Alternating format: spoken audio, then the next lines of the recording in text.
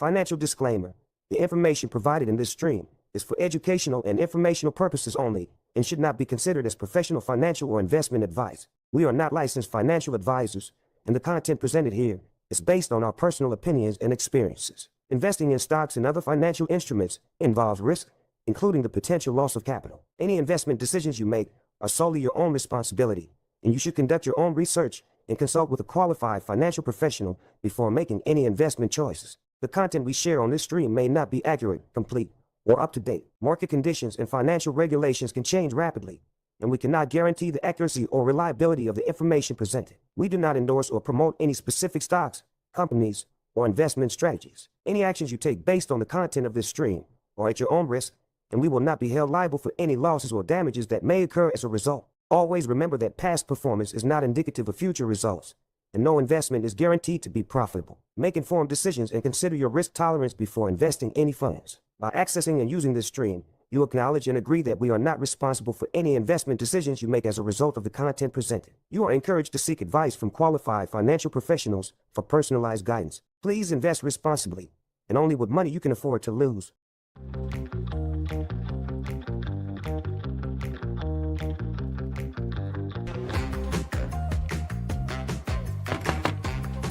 Hey man, just found the next guaranteed multi-bagger.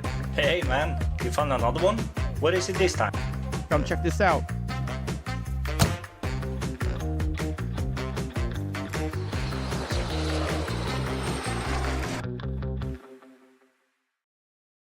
Hey everyone, welcome to the Laughing Stock. Redneck Johnny here. It's been a bit of an interesting week this week with the BNED. Had a big jump yesterday, and I think today, I didn't check it right now, but I think today it's a bit down again. We can pull it up here straight away. Yeah, 3% down. I think it was 18% up or something yesterday, and I couldn't find any news. There seemed to be just like a, I don't know if it even was a momentum thing. I saw the volume was it wasn't a crazy volume yesterday, below the average volume actually, and who knows? These things happen, you know, when it has been pushed down a little bit lately, and sometimes it's natural that it gets a spike up again. I like to see the 60 cents mark. We dipped just below that today. Nothing I'm paying too much attention to right now. We know that there's a catalyst here, very near term now, and that's what we are waiting for, of course. The news on the debt refinancing, or if it's going to be a dilution of for us stockholders, you know. So until that, sure, it's good, as much it can go up. I will take it, but it's probably gonna bounce a little bit up and down until we get the news that we're all waiting for. So I'm not paying too much attention to this right now, but 18% is a big move, so it caught the eye, you know. So definitely good to see. But I thought the volume was a bit higher than what it was yesterday. You can see it here, about 1 million, and then if you go to the summary on Yahoo Finance, you will see that the average is almost 1.3 million. So it was a bit below that, but it's okay. A bit below that, it's okay. We have to wait and see. And as I said, I didn't find any news or anything like that. I know Dane went through BNED on Tuesday, and of course we're going to talk a little bit about it on every stream now, and especially since we are waiting for that news that's going to come soon. It's going to come soon, so we're going to keep you updated. And I saw in the comments from Dane's streams also that some of you are also invested in BNED, so it's cool that you follow along, and that we can bounce ideas off each other. So yeah, feel free to use the chat today too, and thanks for everyone who's tuning in. I saw there's some news on ALTO today, not significant news, but I saw here this guy Michael Kandris is stepping down and planning his retirement. He was the CEO in like a year ago, and he stepped down from that role in just before the Q2 report. And in that report, he left his role. He left his role on a positive note, because the Q2 report was very promising, and then heading into Q3 looked even more promising, and then all this shit happened that we have talked about before. But he left his position at that time in a somewhat good spot, you know. And I saw Justin commented on that he's like hoping that he will leave his position once again in a good spot, and that, you know, he knows a way he can do that. So let's see. And that's also soon, it's 1st of April. I will just quickly go through this.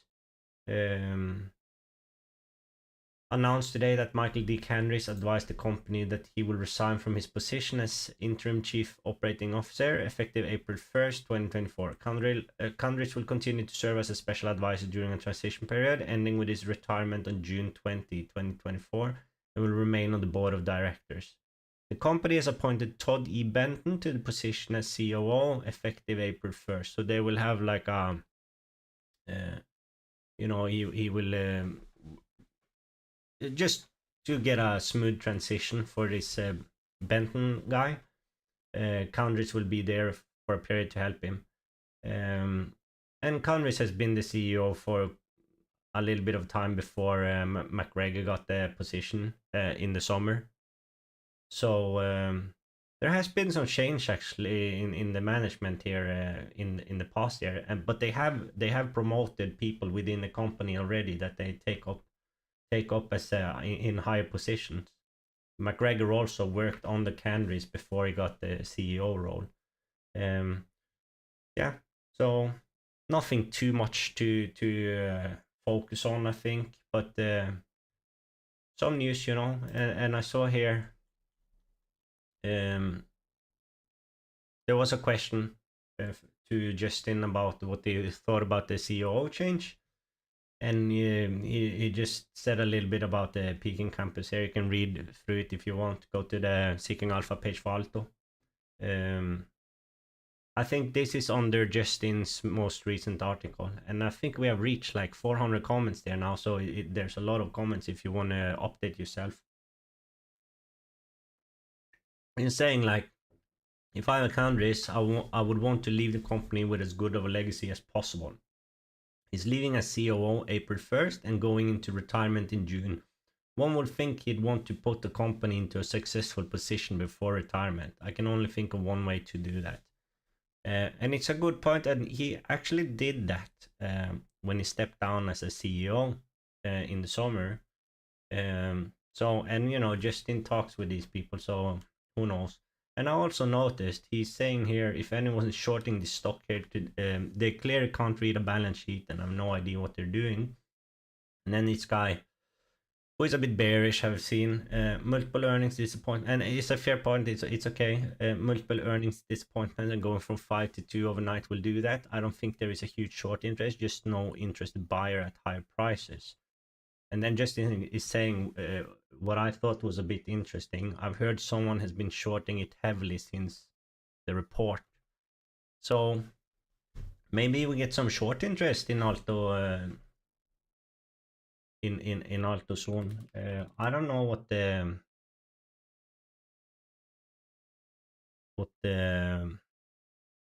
yeah, it's tiny right now, but yeah, in let me think, like 2 years ago, the short interest was up to 13%. So it has been shorted before, and I think I talked a little bit about that in one of the recent streams. That was at some point, it was a catalyst because there was some warrants expiring and stuff like that.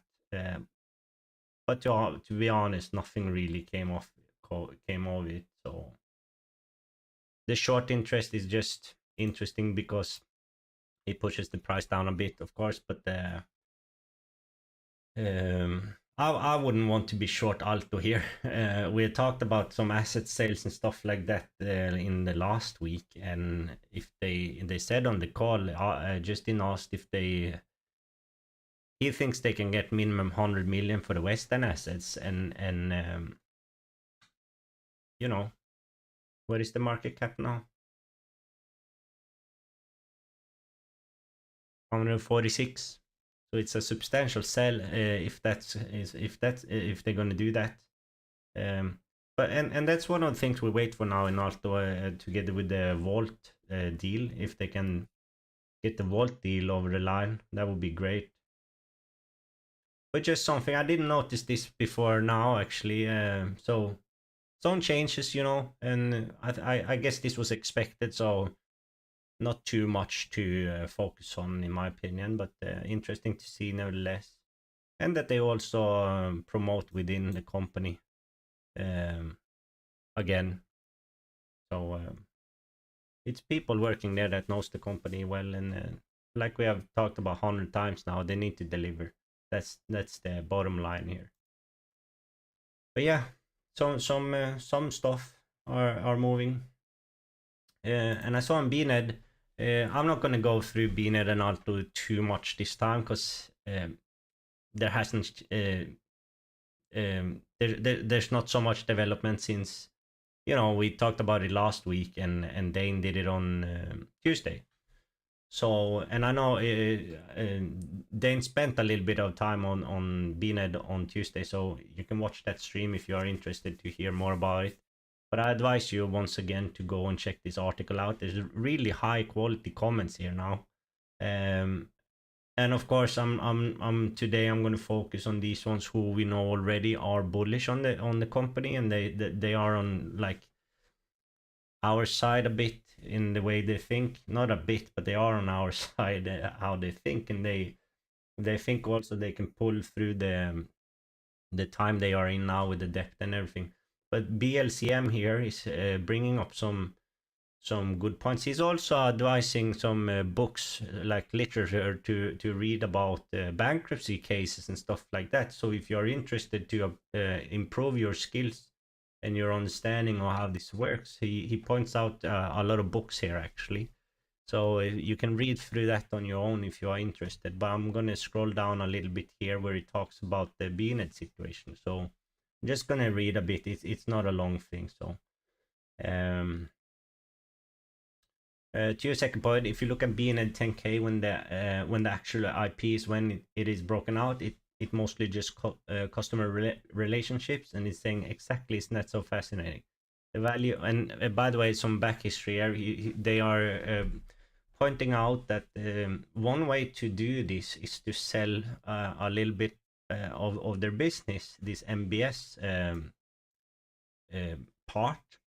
And that's what he's talking about now, that that's an option that he can see that maybe they will go for something like that, you know. So the value of MBS can't be coming from the selling of textbooks, but the actual 555 contracts, which has a lot of value to the edtech community.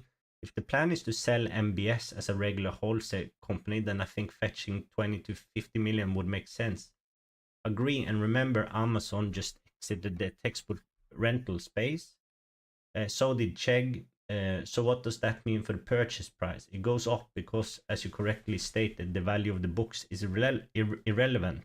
The value of the relationships is what an acquirer is purchasing. So who would benefit from expanding their existing textbook wholesale business by 500 plus contracts, obtaining the market share of their largest remaining competitor, and building a monopoly in the space? And he's pointing out like some candidate to do this. And it's Ingram. You know, I'm not gonna read through this, but you could press the links. And then he's asking yourself like, what is this worth to Ingram? A lot is. So this is maybe a route they will decide to go down, and you know, get some cash, and maybe they can show everyone that they can take care of this debt and push it back a bit and survive. And then it's all about the FTC model, which we have established already. It's not going to happen a change in the opt-in opt-out case until a bit more than a year. So I think they can continue to generate a lot of cash if they can if they can survive this one in now in the short term with the debt issue. So exciting times for sure. And you know, Dan and we're gonna stream again on Saturday, and we are getting close to April, so I'm not sure if we're gonna see any news tomorrow, but you know, in the next week maybe. And that's what we are hoping for. I just want to get this over with. It's a bit exhausting to think about all the possibilities and all the scenarios, and you know, yeah, I just want to I just want to see what happens. And we have said in the past, if we are wrong, we are wrong, and we didn't succeed on this one, which can of course happen, and we are fully aware of that. But if we are right here, this will be a good deal for sure. This will be a good deal then for sure. So yeah, I think I'm not gonna spend too much time on BNED and ALTO today. I thought this was worthy of a mention, and so always check out the article. And the article itself is great, but the comment section is also really valuable. And these guys are also on X, so try to find them and follow them. They are good. They are doing some solid work here. Yeah.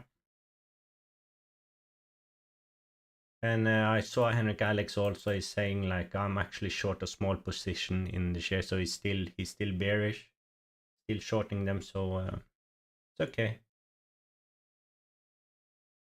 We will see what happens.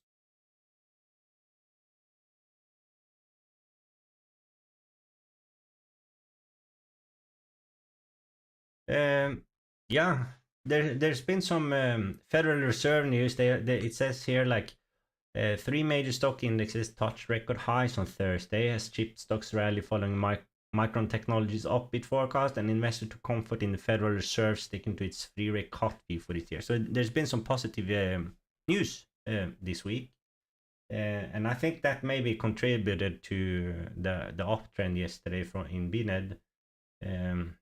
I'm not sure. I don't know what happened there. But we saw in the dashboard this week a few things has been up.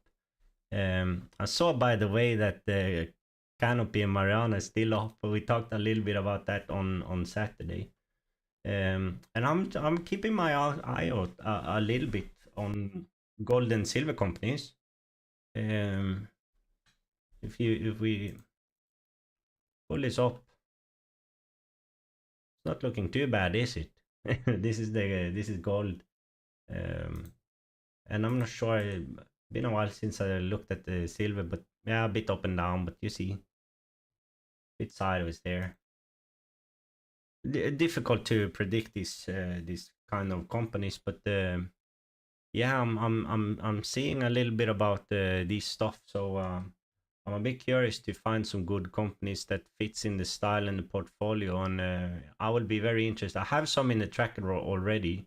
I will be interested to check them out. See what's going on. Will be interested to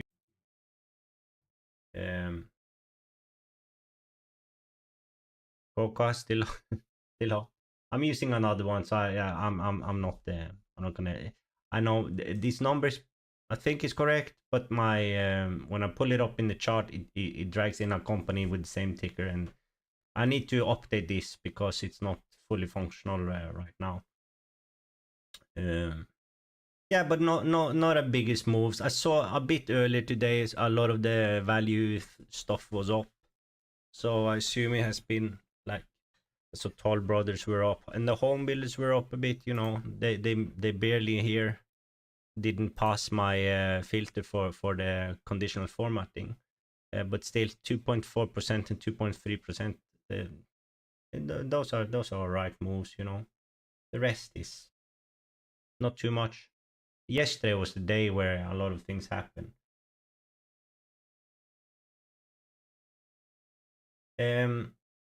Yeah, and I'm gonna go through the daily movers now. I didn't see too much actually. You saw this list is not so long. But I'm happy that we see some insider buys lately, and we have seen it for quite some time now. There was a long period with no insider buys, and it's just good to see a little bit of these pink ones again, or the purple or whatever it is.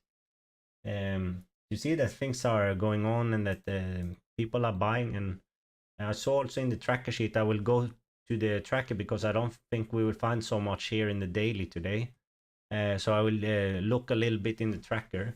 And I even saw some inside buys there, so that's going to be interesting to check out. But let's see here. CATO, yeah, I've already pulled them up. Not too many trading close to the 52-week low, of course, as you can see here. SFIX, I kind of want to pull them up. I have them in the tracker. Been tracking them for a while, and there was some management change and stuff like that. And there was talk about their business model and how it could be a bit outdated and stuff like that. And they were gaining a lot in the COVID period, and now that has slowed down a bit. So I haven't updated on SFIX for a long time, but I think if I remember correctly, there has been a few insiders there who have been buying. So it doesn't come up here though, but like I said, it's a long time since I pulled them up last time. Actually, I have the link here. I can check straight away. Oh no. Here we go. Okay, so the last one is a long time ago. I did remember wrong then. But before that, maybe this is what I was remembering. Like you saw these big buys before that though. But at a much higher price.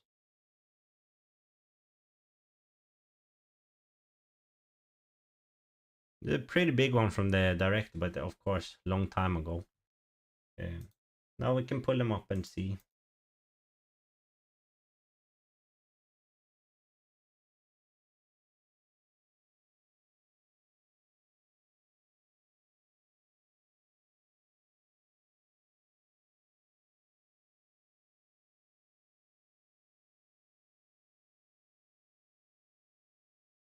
The banks and REITs, you know, I'm not interested in that right now.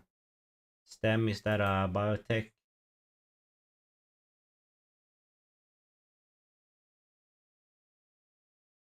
Oh no, it's not. I watched them before, so a lot of insiders though.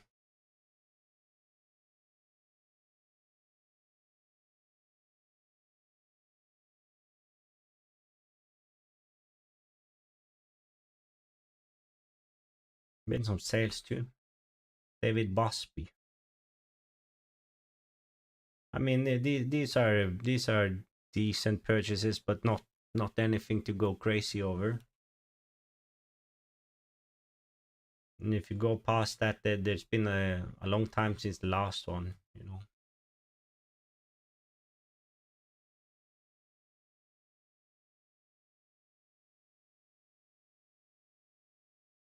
I don't know right now, my mouse is acting a bit weird. Can't seem to control it properly. And I just changed the battery, so it's not the batteries.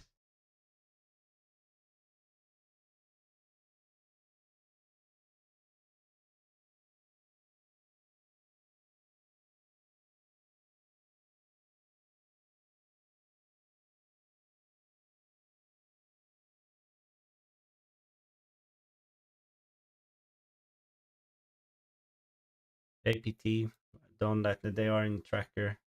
Swim, remember we did that in a stream recently. Been an insider there. 80,000. It's okay. Once again, not the biggest one, but of course, it's a lot of money that, so. These are too expensive. Yeah, like I said, I pulled this up just before the stream and I couldn't find too much, to be honest. And I think I will focus on my tracker sheet today instead of the daily.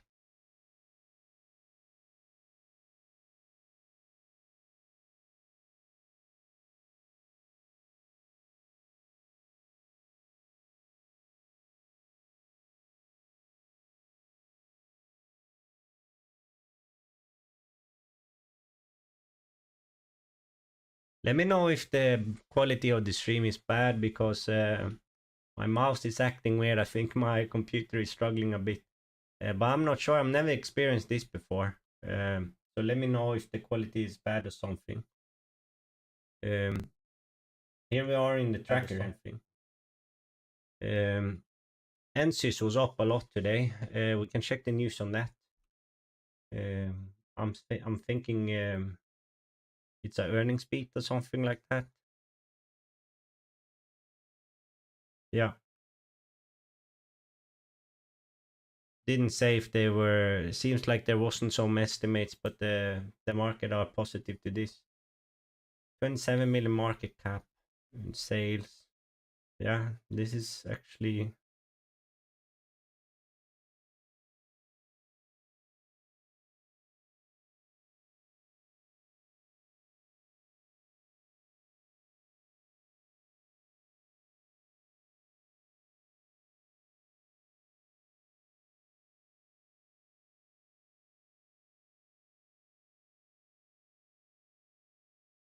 Oh, value, thank you. Okay, so maybe I have some issues with the stream today. Value saying my stream quality dropped. But audio's good, okay?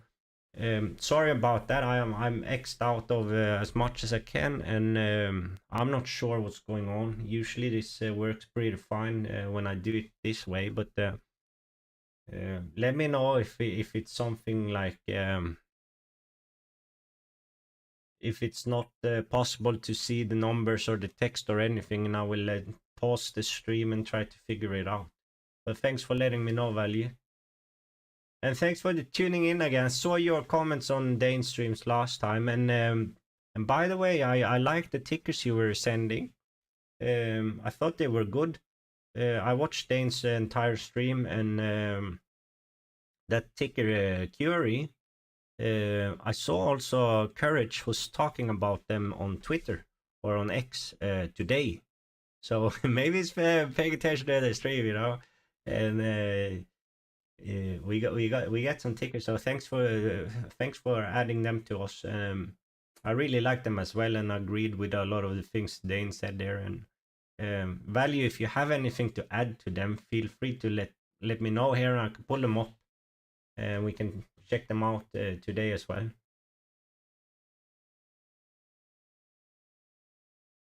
But NSYS, tiny market cap, so if these numbers were correct, it's pretty impressive.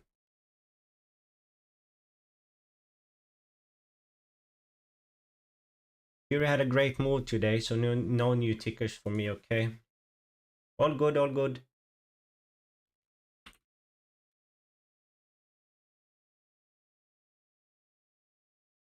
Oh my god.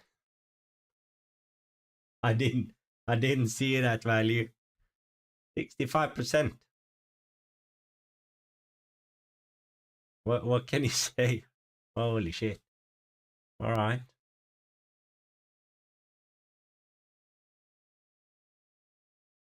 Really fucking good. I did like the all the numbers with the subscription model and all that stuff that you were talking about. And I know you said you were a subscriber yourself, and to me it seemed like you like the product. So that's you know, it's valuable information. But 65%.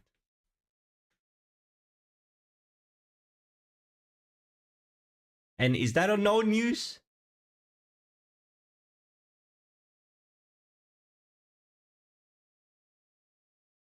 Oh no, here. I didn't see it. Sorry.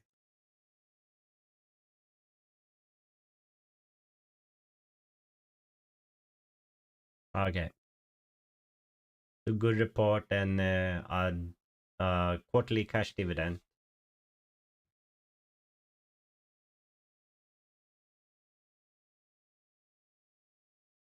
Yeah, I saw it, Value. Sorry, I missed it.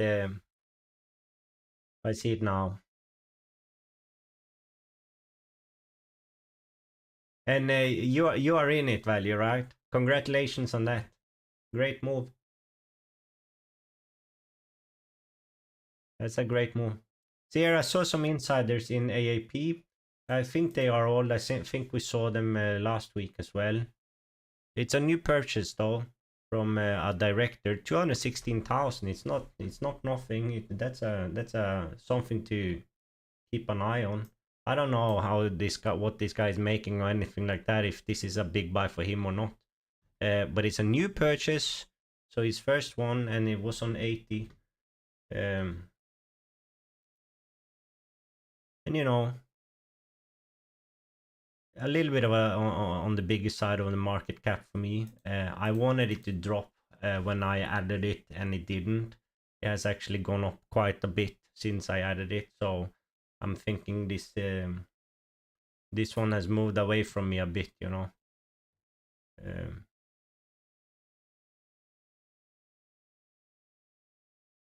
Paul, almost a 600% since I added it.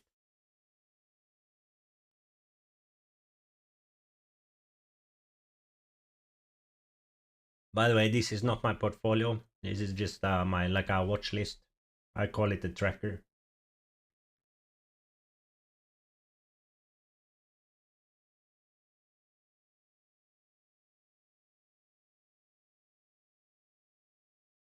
And this is wrong. I don't know. I'm not gonna bother to check that. I'm just curious to see like and by the way, these are the ones that are in my portfolio. So I only own 2 stocks right now. And BNED and ALTO. And ALTO is my biggest position. And BNED is still a large position for me. They are both large positions, but you know, ALTO, I have more in ALTO than I have in BNED. I'm just interested to see. I see consumer directionary and all these companies are struggling a bit today. And I've already pulled up CATO. But I kind of want to go through a few of the other tickers in my tracker sheet.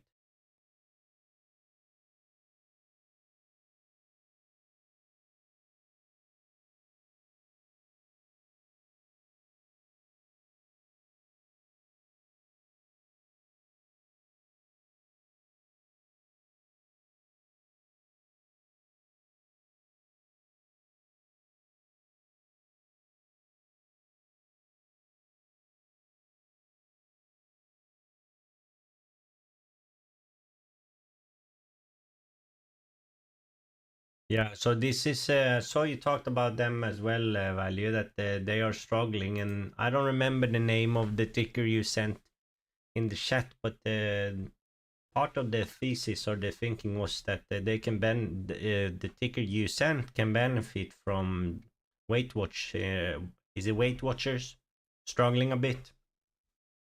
And they have dropped quite a bit since I added them. I pulled them off not too long ago, and I wasn't too confident in them right now.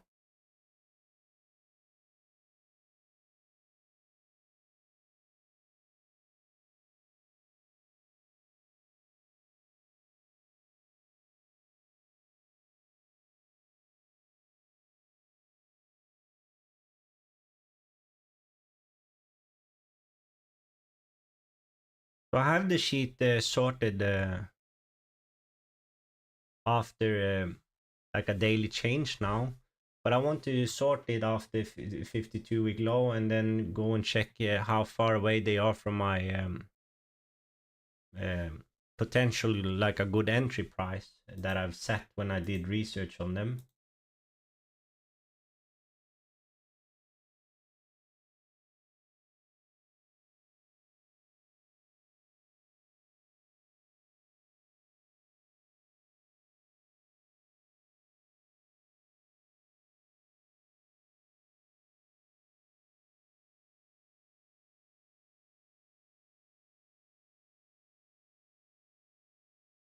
We pulled them up a while ago. I tried to pull up DXLG before the stream today, and I know I pulled them up not too long ago, but for some reason my numbers are messed up again. They show up as a 0 in share count, so I'm not gonna bother pulling them up today because it's all gonna be messed up. It's annoying. That has happened. It never happened to me before, but now lately it has happened a few times actually.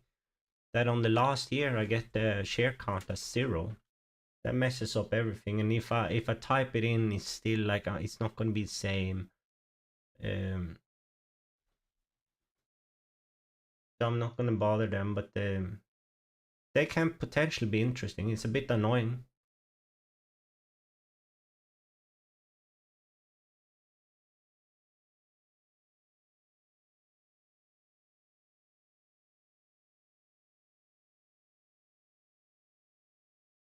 SSRM, that's a gold company. We checked them out on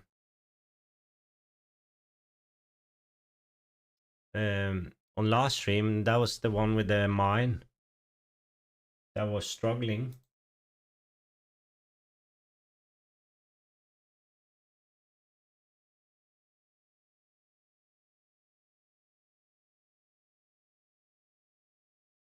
Sorry, I'm just checking the stream. I'm a bit worried about the quality now because my thing is saying that there's some issues. But okay, let's move on. Yeah, they had a mine collapse. And I have not read through the transcript yet, but I think Dane did, and I think they were more focusing on, you know, being respectful to everyone who lost their lives and talk about the mine and not so much about the earnings and the guidance and all that. Med was the ticker, K-value. Yeah. And do you own them too? Do you own all of the ones you sent us last time, or are they just on your screen? You can pull them up here and see. I know Dane did it. It was a lot of Medifast, yeah. There was a lot of good things with that.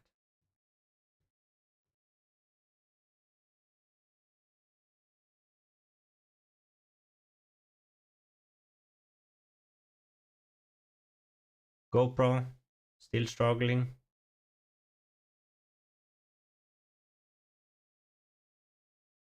Still is.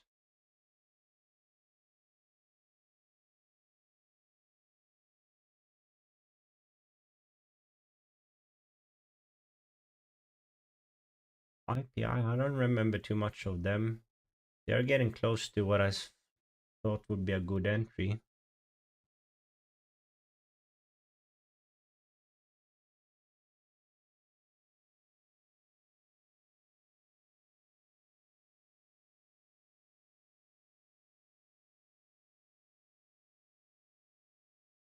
Star was in the comments, okay. And pull them up. IPI.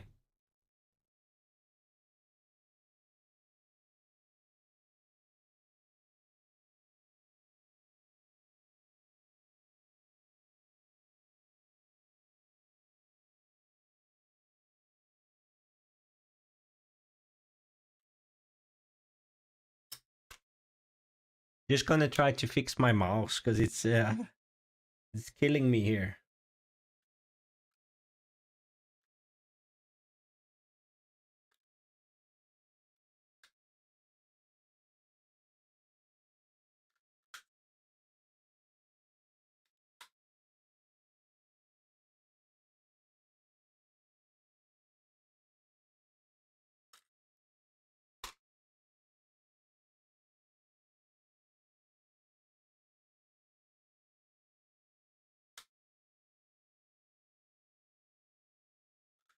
I think I need a new mouse actually.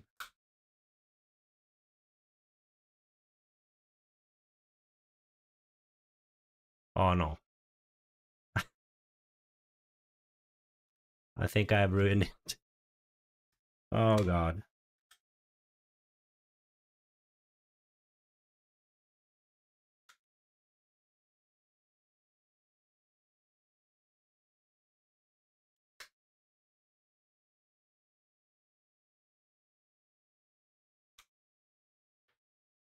Sorry about that. I will pause the stream a little bit and I will try to figure this out because my mouse is dead. There's something wrong with it. I apologize. I will continue soon. I will just it's stupid to watch me struggle with this thing. So I'll just pause the stream and try to fix it. See you soon.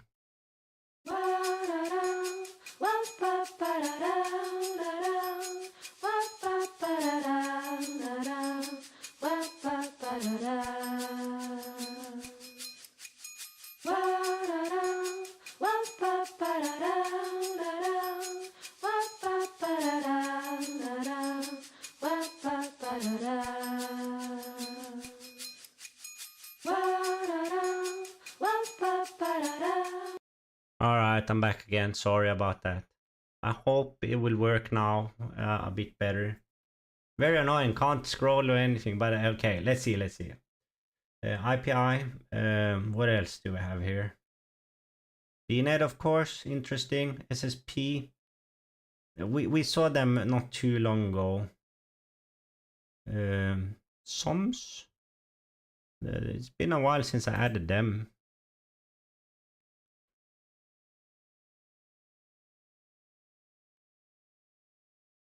Let's check them again. A lot of these I added before I was building, like before I had the sheets properly built out and stuff like that. So some of them is stuff that I would maybe not add them today. So sometimes I just want to go through them so I can make a mental note about, okay, maybe they were not so good as I first thought and stuff like that. Like these are more than 2 years ago since I added them.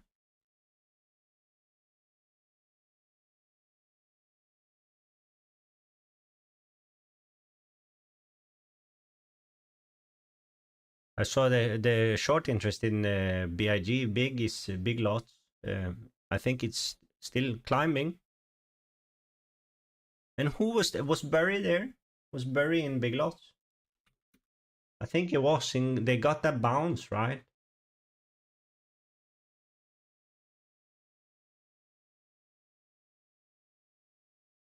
Yeah, here, Barry is our owner. Not his biggest position, but he's our owner there, and he did get a bounce on this, and I think it's down since then. But the short interest there, if you go to according to this website, and I know this isn't always very accurate, but it's something to use as a base, and then you can go and check. But 43%, and I usually go to Wall Street Journal to check the short interest, and you see that they have a little bit less, but still high though. 25% is still a high short interest. But who knows? I just need to see the development there. But I've had them in the tracker for a while actually, and there's some interesting things about big lots, I think. Well, of course it is when Barry is our owner.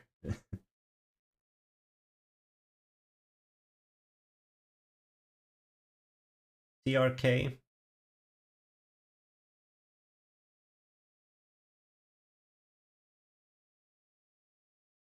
GSM. Kind of want... Oh no, they've gone up since I had them. Okay, so not so much new then in terms of opportunity. SFIX, did we pull them up? Come on, SFIX. Yep, they're there.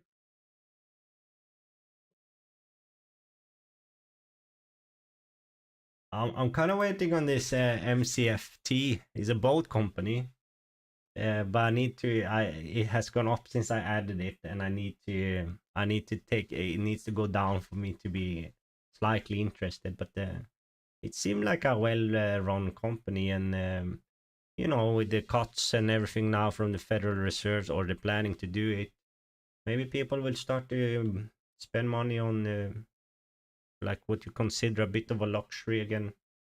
And they had some nice boats and some catalogs that I remember there was some writing about how if they can just keep this going now in a rough period, they will come with some new models that will take off a bit with the sales and everything, you know. So there was some catalysts there, but like I said, I needed to be much more cheap than what it is today. And by the way, it still trades 17% to the 52-week low, so you might get it, but I'm waiting. 50.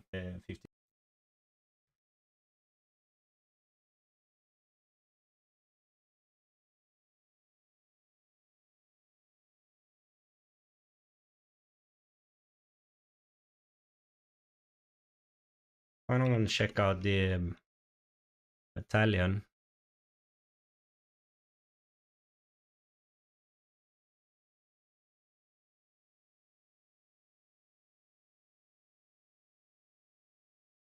Basel.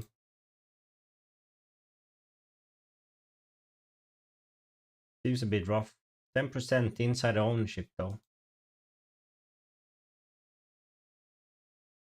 Some of these auto parts, we have seen them in the past now on some of the other streams. They look interesting. All right, let's start here. I will go into the fundamentals, and my plan was I know I've said it in the past a few times that I plan to go through a little bit of other screeners that I'm using sometimes when I like in days today where I don't find so much moving in daily movers and stuff like that. I have a few other screeners and stuff like that, and I have made a long time ago, and I checked it. I check it every now and then, not very often, and I've thought about it for a long time that I need to improve it a lot. But if we have time, I've built a sheet that sorts all the tickers into different sectors, so I can specifically go to, for example, materials and check for, you know, like I said, gold and silver and stuff like that. So I was thinking maybe I should do that today, but then I saw the sheet and it needs serious improvement. So, but I will just see if I can find something, you know, if we have time.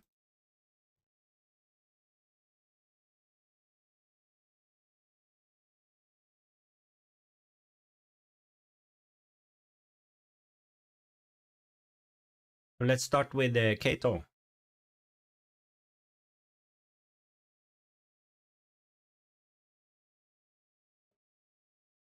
So not the biggest company, 119 in market cap. You see here they are buying back shares since the pandemic. Every year actually, the share count has dropped. Revenue is also dropping a little bit, but on the 3-year average is up from before, and it's kind of stable here. But I saw, I did notice last time I checked them that they have a pretty high like SG&A, 245 million on this revenue. You know, it seems high. Margins are not improving a lot. By the way, the description is especially retail of fashion apparel and accessories primarily in the south eastern United States. Operates through two segments, retail and credit. The company stores and e-commerce website offer a range of apparel and accessories, including dressy, career, and casual sportswear. So clothing shop. I'm not gonna read it all. They do generate positive operating cash flow, but look at the free cash flow this year is down. And you see this 21 was a very good year for them, so that drags up the average a bit. And you see the company here before the pandemic and after pandemic, it's two different performances. So after the pandemic, if you take away this 2021 year, it's not very impressive. And it seems, even if they buy back shares all this time, it seems like they struggle to turn it around. And the chart reflects that, you know. So it looks ugly on the chart. Here we are in 21, around $20. Few bounces, and now it just seems to plummet to the ground. Started to be oversold here, but you see, this is like, if you zoom out, it's been a while since it has reached these levels before, and it seems to just keep dropping. Today was down another 10%. They trade well below book value, but you see also the equity growth in these years. The company seems to do nothing. except dropping in price. They do not generate even operating cash flow half of those years. And I'm a bit curious to see. I need to check into what happened here in 2021. Like, is that just the effect of the COVID? And all this time they're paying a pretty decent dividend. So that's something to have here, though. You know, if you can get the dividend, if you this doesn't need to be a big position, but you can get in and get the benefit of this dividend, and maybe if they manage to turn it around, you get a nice return. I don't see this anywhere. I don't see this being a multi-bagger or anything like that. But it could go up again to around 10, you know, like 100%. Maybe if they turn around, and then you get the dividend in the meantime, you know. So that's not necessarily a bad setup. But for me, I don't like this right now here. And I'm not going to be surprised if it keeps dropping. But still steady revenue count, a bit down, book value sideways. They do have positive operating cash flow this year. I mean, for 2023. But just seems to me like this number here in their. By the way, I don't show this as so much. I have a lot of numbers beneath here, and sometimes I have these shortcuts. It goes directly to like different places in the sheet, and you have seen me use the margins a lot. But sometimes I scroll down to just check a few things that I have not had room to implement here in my top view. And you know, look at this, it's pretty steady all the time, but 245, this is in millions in HD and A right now. It just seems like it's eating up a lot of their what they generate. They have cash on the books, and it shows up as safe, so I'm not worried about the debt here. But I'm more worried about if they can turn it around ever, and you know, start to generate cash again.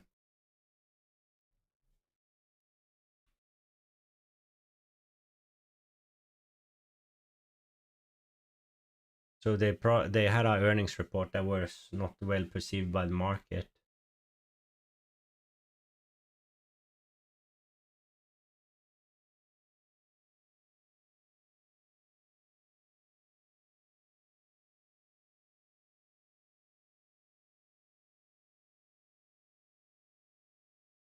Already near bottom. Yeah, maybe.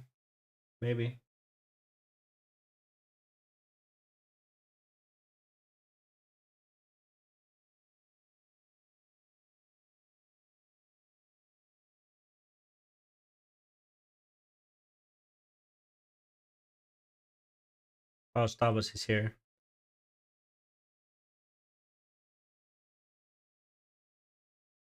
Talking about chilies. I have them in the tracker as well.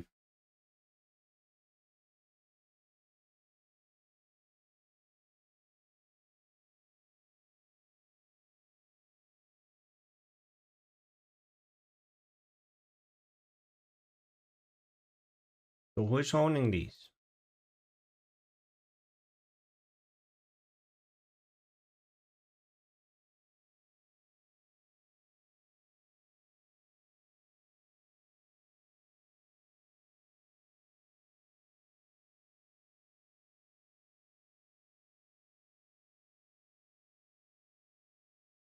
Ah, CATO. John CATO.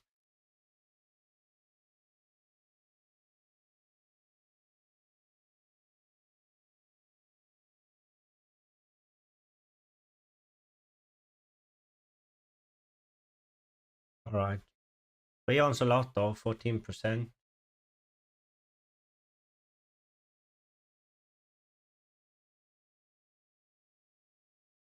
So that's him probably.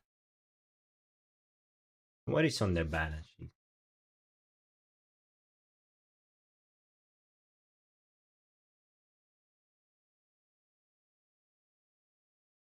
These are straight numbers in millions.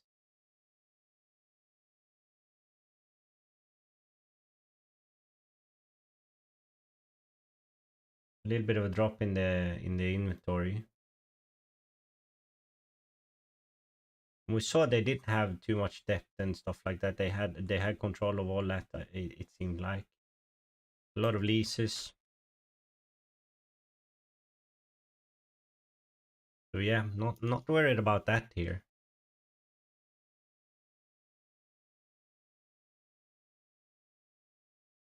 Well stated. What's this guy saying? I see a patent man is often in the same comment section as Stavos is. Just speak for me, I own it and I like it because over the vast majority of the last 25 years the stock has been mostly a lot higher, yeah.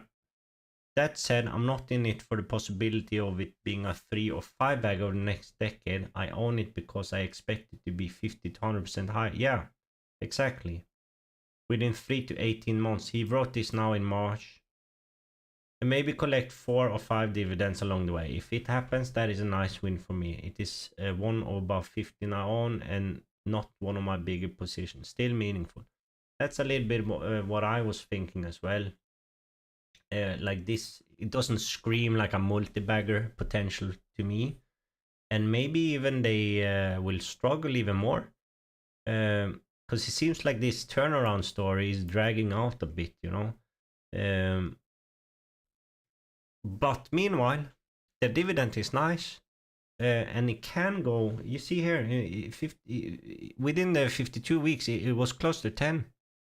So, not saying it will go up again to that, but if they can turn things around, it could. So what else are they saying here?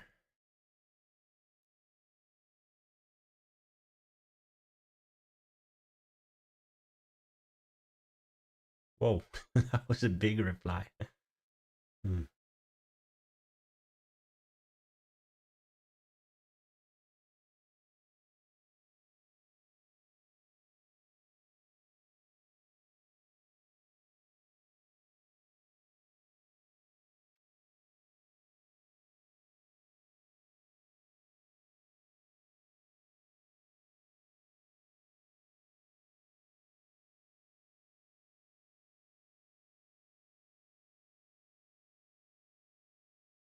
They'll close some stores.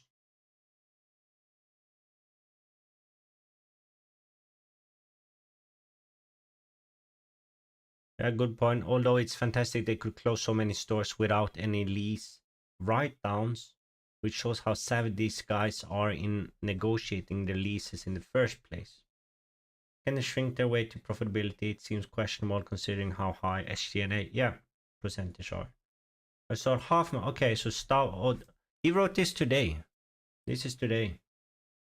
I sold half my position today, looking more value trapped now, and in any case, there are better things to. Okay, so he's looking for other places to look. And you know, if you have watched the stream Starbucks, we come across him often. He's in the same style as us, more or less. But yeah, pretty much what I saw. As well with all these expenses that they are eating up everything else, and they have taken a while to turn this around. Sure, some positive things are happening. Maybe they can be successful to turn around, but I was thinking the same, like I'm looking for other things then rather than this, to be honest. So let's move on to SFIX.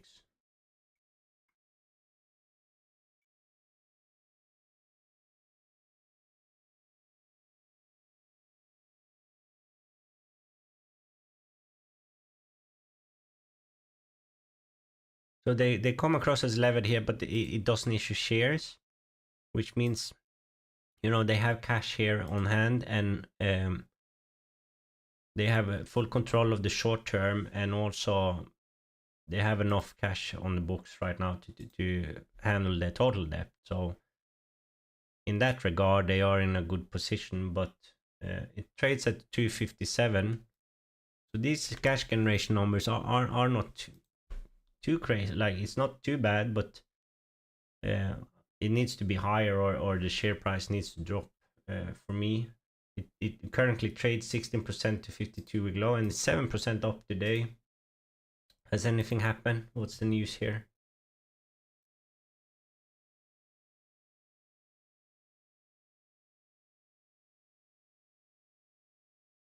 Doesn't seem like much news, but they recently had the earnings report like everyone else. Lower guidance in early March though. And not so many comments lately. I remember I dig into this a bit when I first added it. There was a new CEO, a lady, who seemed to be focusing on fixing their model. But then the criticism was that the model is a bit outdated, because I think it was, you go to their website and you fill in a lot of details about yourself, and they kind of put an outfit together based on those details and that data, and then they send you the outfit to you. And people seem to, it seems to be pretty accurate, but the criticism was that people are not shopping like that anymore, and now, so like in these years after the COVID happened and stuff like that. I don't remember when I added them. SFIX, where are you? SFIX 7% off. Oh no, I there. Yeah, in 22 I added them, so it's been a while. But cash on hand.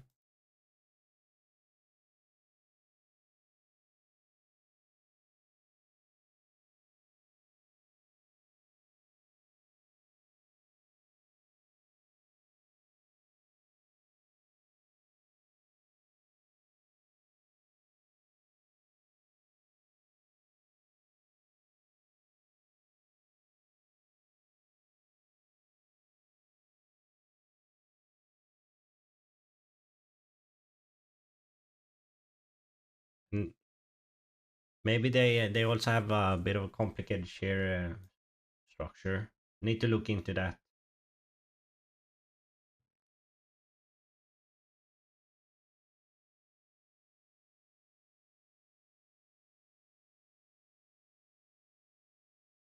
Yeah, this is what I was talking about. The CEO came in and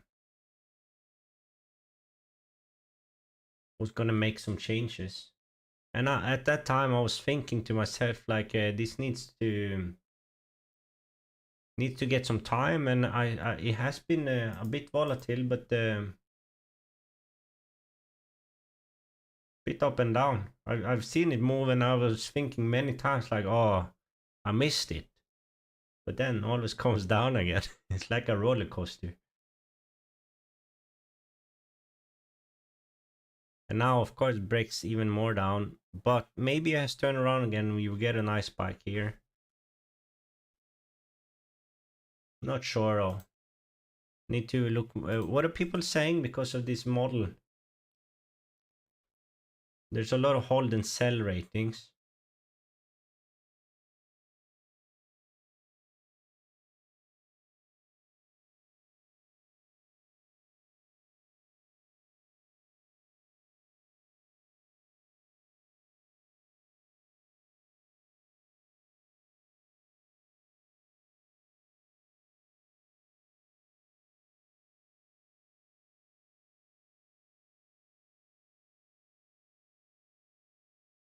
From criticism to management.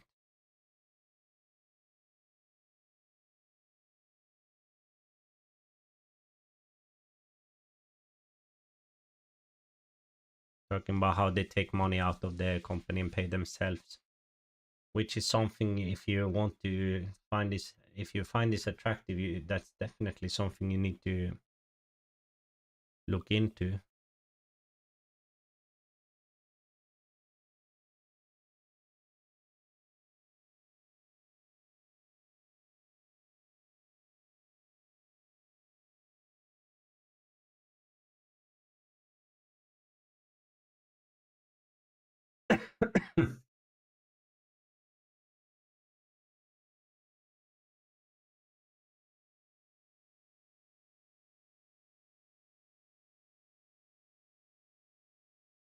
Yeah, it seems like they are still restructuring and doing a lot of changes though. Maybe that girl is not even there anymore.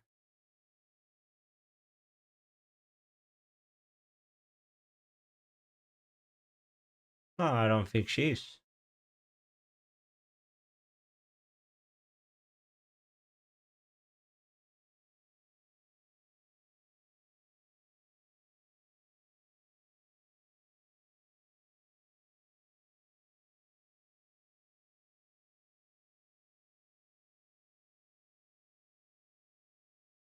All right, so since I did research on them, there's been a lot of changes, so I would need to go through this a lot.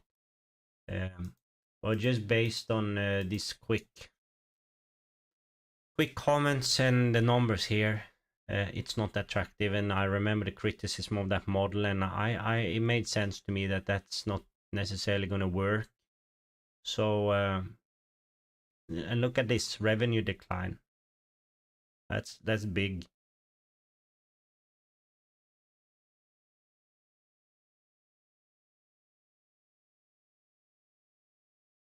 Now, moving on.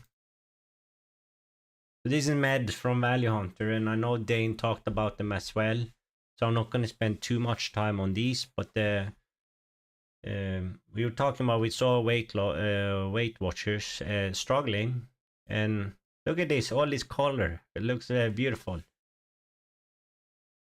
A little bit of a drop in the share count. Revenue is also down, but still big compared to the market cap. You know, they have cash. They are trading above book value, but that's not so important to, like, that's not too big of a worry here, because look at all these other great numbers, and also the dividend, pretty big dividend here. Just looks like a solid, well-run company. And I think, if I remember correctly, this was the one Dane talked about that he wanted to, or he was interested in his other portfolio, which is a bit different than the laughing stock one. And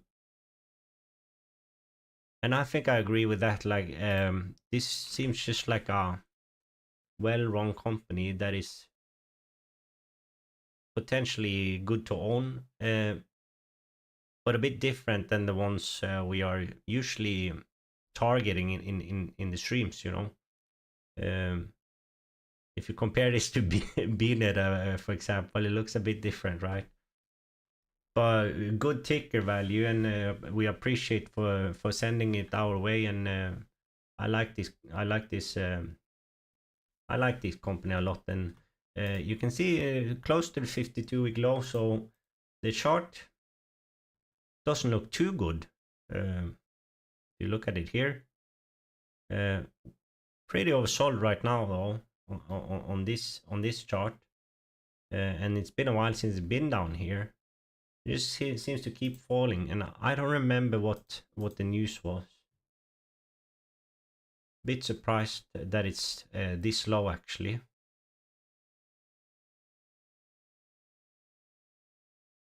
It's the revenue decline, or what?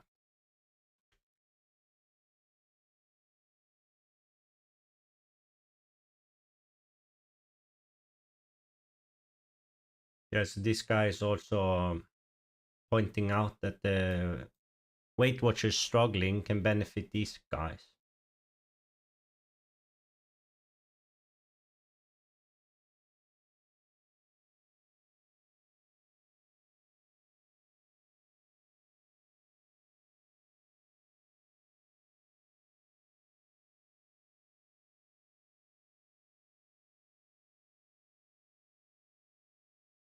And even if revenue is down, like this guy was bringing up, his same management was boosted Med's revenue over the last years, and that's, you know, spot on. Even if it's down now, it has been increased a lot the last years, so not bad at all.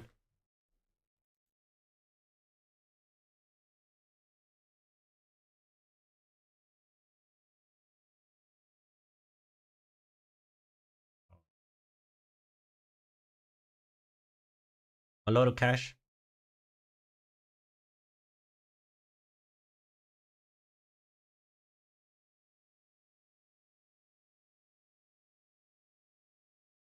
And what did they say? Like, have you, if you're still here, Value, have you seen anything about their reports and like their presentations and stuff like that?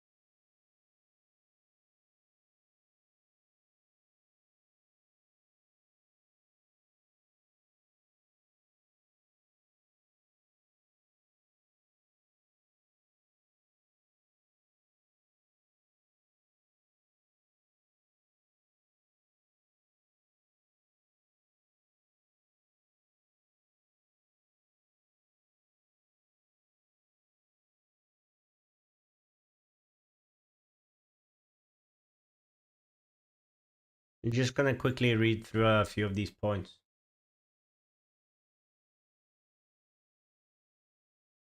I saw that in the press release also.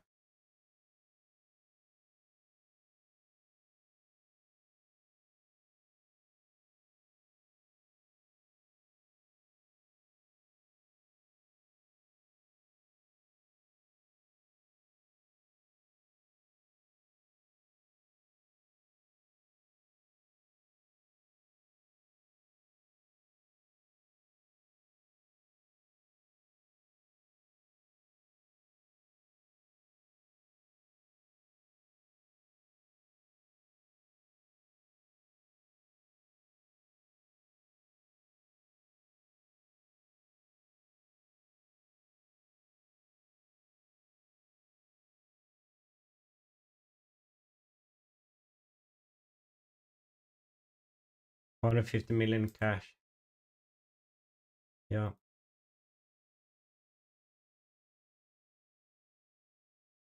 Yeah, it just looks like a great company to own actually. And even at these prices, I wouldn't mind jumping in here, to be honest. Not a buy recommendation or anything like that. I'm just thinking out loud from what I see from the numbers here. And like I said before, this is not going to be in my portfolio for the stream because it's a bit of a different, but it's just a well-run company. And I just noticed actually, look at the short interest, 18%.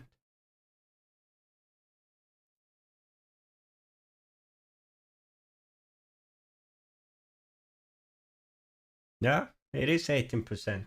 And I mean, if you look at the chart, they have not been unsuccessful doing that.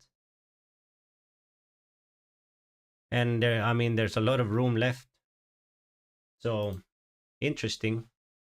That's interesting.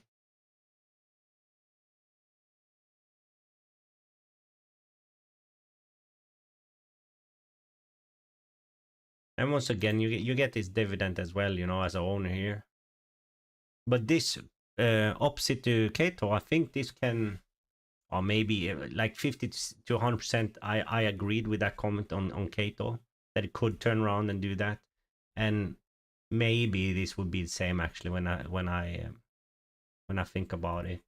I could see this going to,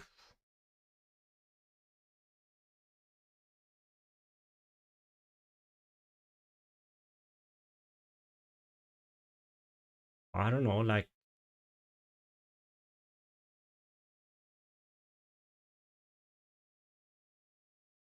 60, 70, which would be close. Yeah, it would be like a double from today.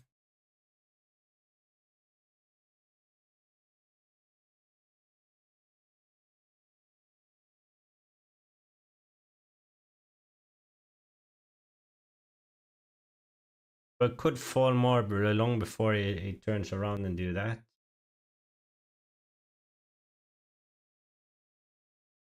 Yeah, interesting. Thanks again, Value, for the ticker. Moving on to IPI.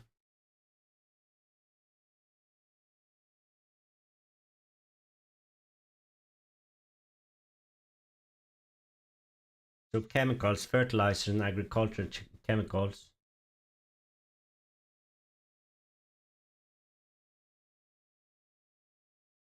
40% inside ownership, 12% from 52-week low.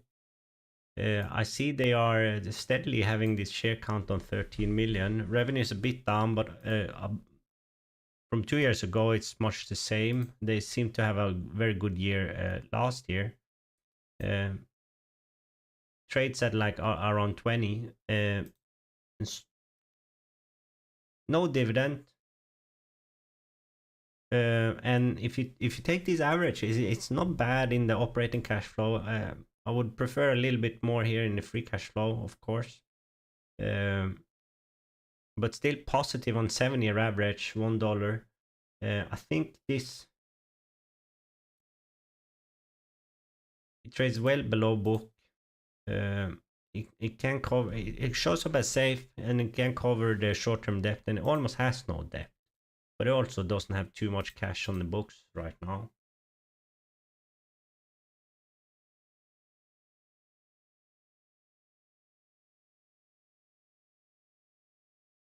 Did they do... Oh, they did a sale here. Alright.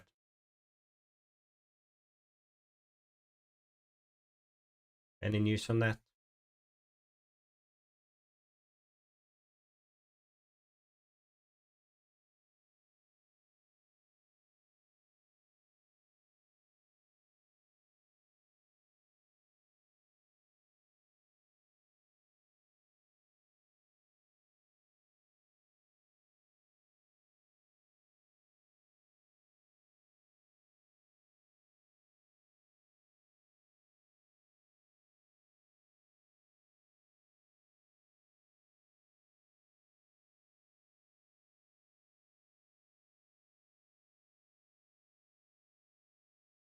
So it seems like they are raising cash here.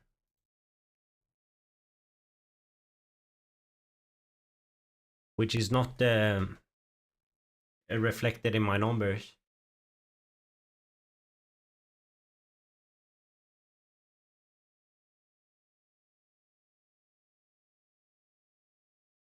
Earnings a bit up and down. Look at this.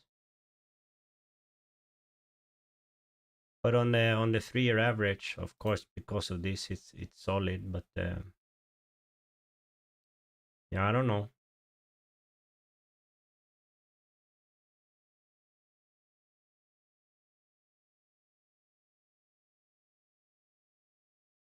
Bit sideways though for a while actually.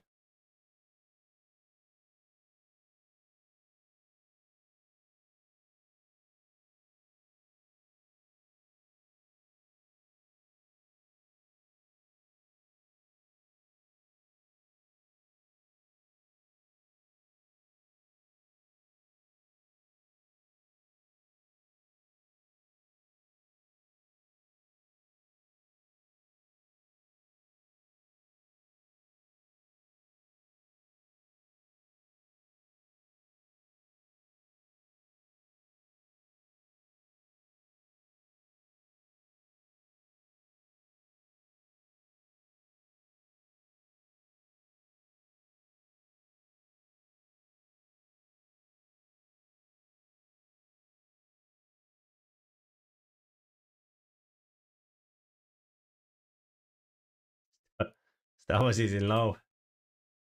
20, okay, around 20, yeah. We saw it been sideways for a while.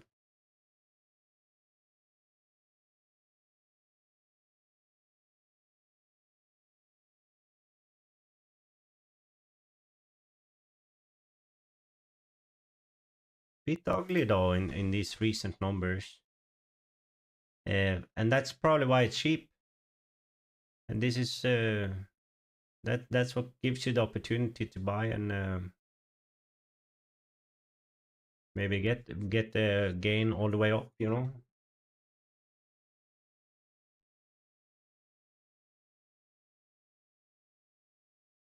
It's not bad on 7-year average with $4 in operating cash flow and also positive on the free cash flow.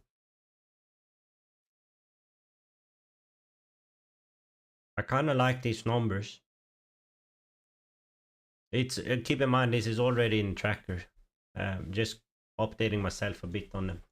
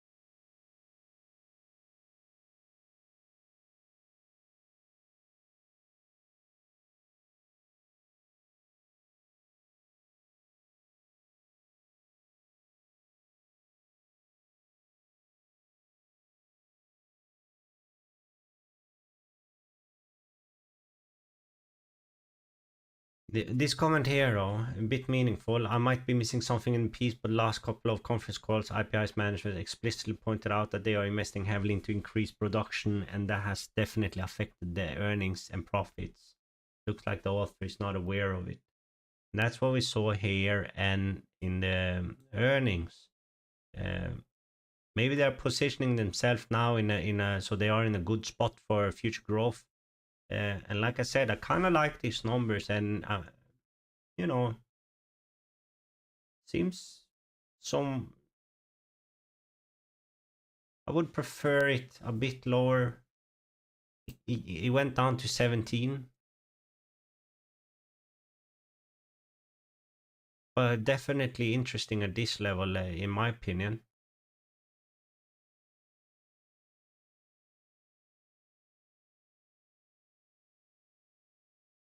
They have used a big chunk on capex in the past 2 years, and that's what we just talked about, you know. So, but look at the margins though. Last year,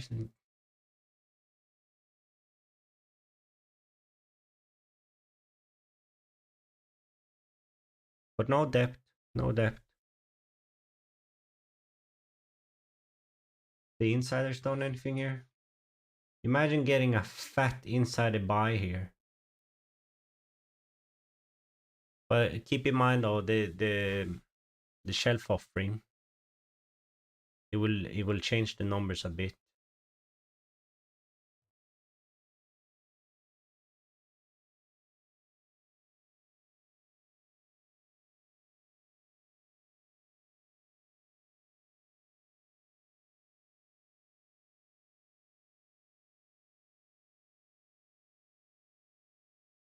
Yeah.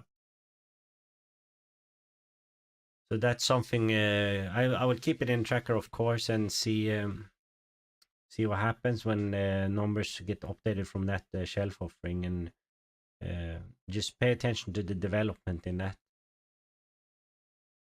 But for now, I'm moving on to some IPI with MED. The most interesting today, I think, so far.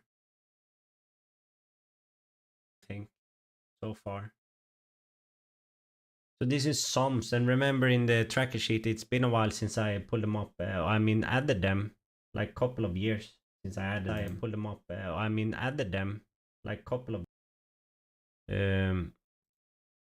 So share count is down, revenue is also down. They have a decent amount of cash actually. Short-term debt 61 million, bit higher there on the total debt. And last year seemed a bit rough for them, but they have managed to turn it around somewhat at least. And this is numbers from 24. So this is recent. Seem to have some kind of dividend. I don't know. It seems very small, so I'm not sure how correct or meaningful that is. Terrible earnings though in this one. Close to the 52-week low.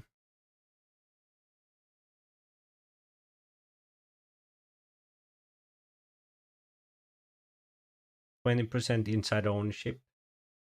Trades at 14, so it's below book. And this is not great cash generation by any means, but it has turned around since last year. And look at these numbers. But of course, after COVID, it's a clothing stuff or footwear, so you know, they benefited from a lot of shopping then. But also up until COVID, the numbers are not too bad. All the way here, you see the growth in equity, the growth in revenue. They have somewhat up and down operating cash flow, but they seem to be stable, and then they took another step in COVID and now going down back a little bit. But in that period, they have bought back quite a few shares actually. I see margins has been hit, so they need to do something here, you know. Then look at this. every year they have sold some stuff. Not a lot, but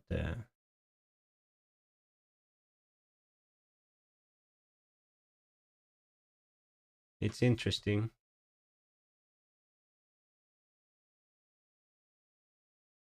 It's even below now than that what it was before COVID. And insiders own 20%. Let's see who are the other owners here.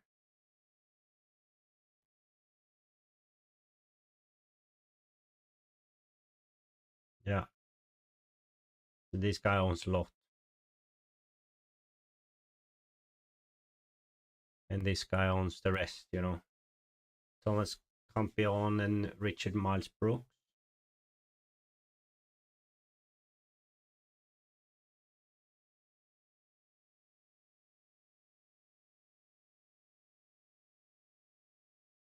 I don't see too many others here, though. I don't see.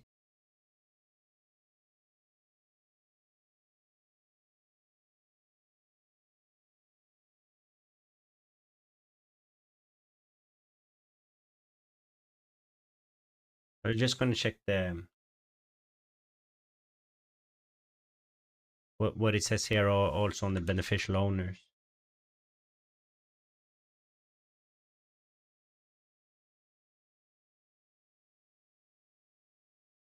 So those are the two we saw. And there's Troy Brown also owns 1%. So in total they own 20.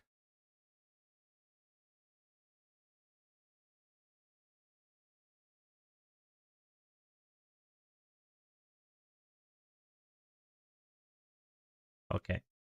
So those are the big owners, but they don't own like a crazy high amount, but it's noteworthy. No one really speaks about this company. There's very few comments. Horizon, seen that guy before.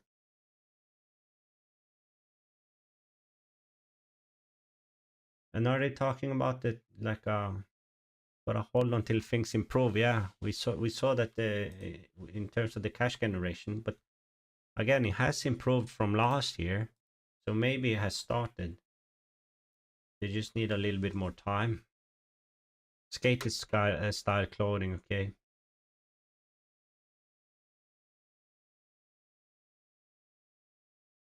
Brand value.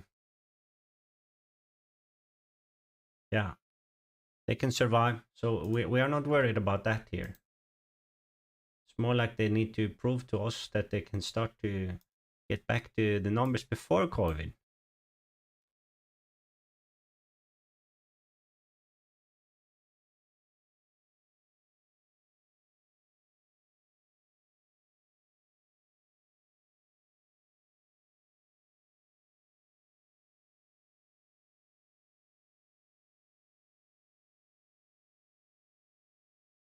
It's talking about what we saw. It's like the obvious things.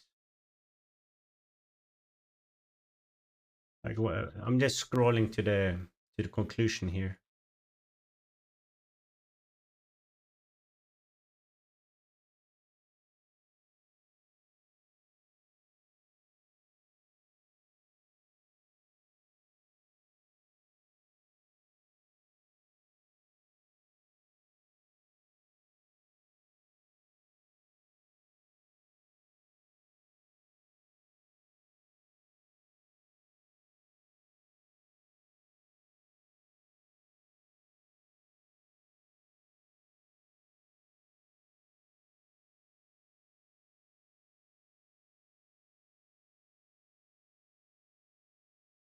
Yeah, 300 million there in SG&A,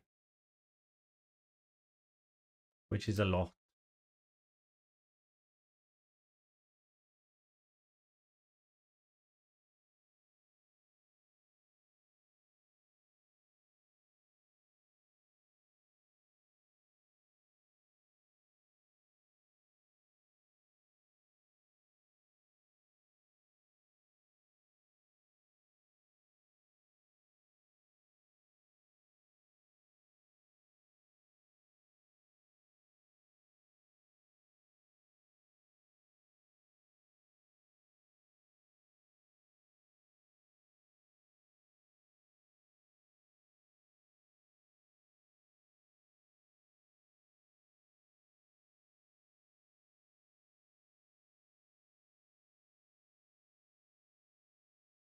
he's talking a little bit about what we saw in the sheet here, that it's obvious, you know, they need to turn this around. But he said like just a slight little bit of improved in the margins, and they can, and they need to cut their costs. It is interesting to see that they have been prioritizing buying back shares with no debt here.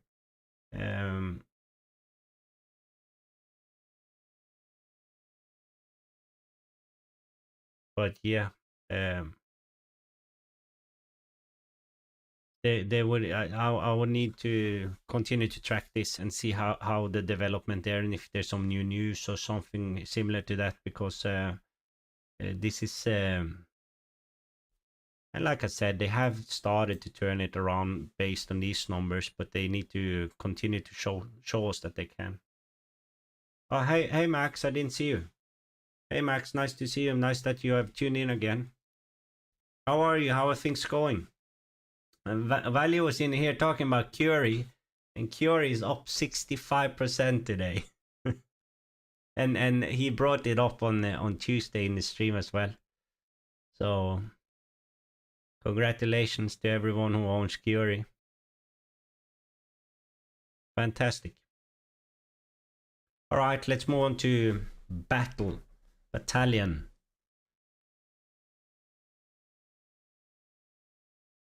How's Germany, Max? The weather is getting better or what?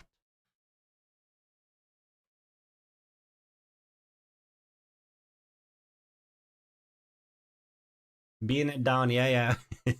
we are all down a bit, Max. And I started the stream by talking a little bit about BNED. And of course, it's not cool to be down, and it was down all the way to 50 cents almost. That's not what we want. But I don't have so much more new to say other than that we are waiting for this big elephant in the room that they need to address, and which they are addressing. But Max, I saw there was some new comments in under the Courage article from BLCM. I read through it in the beginning of the stream, but he's talking about some asset sales and stuff like that, which is a path that he thinks it's a possibility that they will go down. And it makes a lot of sense, so maybe read up on that to get some more confidence, even if you're down 15%. I'm also down on it, by the way. It is how it is, and timing, once again, didn't hit with the timing, but I have only bought below $1, so I'm pretty happy still. Getting warm, nice. Put limit on 50 cent, yeah. Fundamentally, nothing changed. No, exactly, and actually,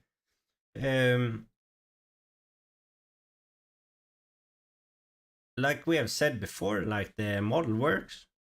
There's a lot of room to growth. The DOE will take another year. So it's all about the depth and the potential dilution here, and you know, there's nothing really new here now. So we are still waiting on that. But the good thing is that we don't need to wait too long to understand what's going to happen. It will come soon, and maybe any day now. You know, I started stream by saying we're gonna do another stream on Saturday. Maybe the news will come tomorrow. We don't know that. Probably a bit early to think that it will come tomorrow. But next week we are getting close to April.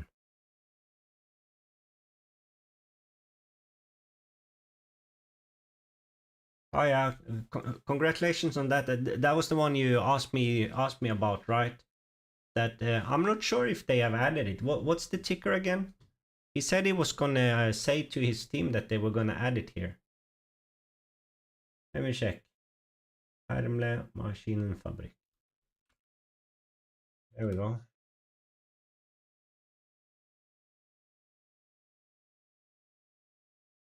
What was it again? I don't remember.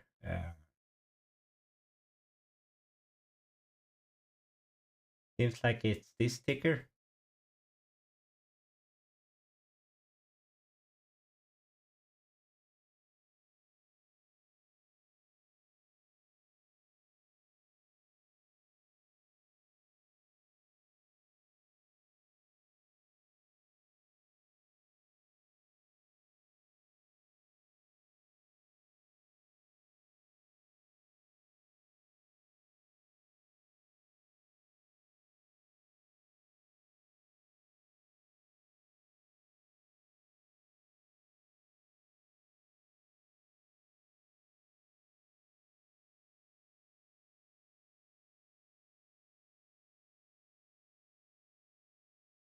I don't think they have added it, Max. It's not this one, right? No, it's not this one. I'll try to type in the name.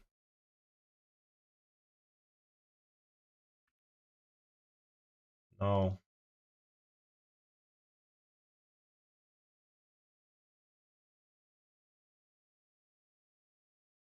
And it's not this one. No. No, it doesn't seem like they have added it. Not so deep value, okay, but it's okay. We can pull up tickers that are not deep value also, just for interest of the viewers.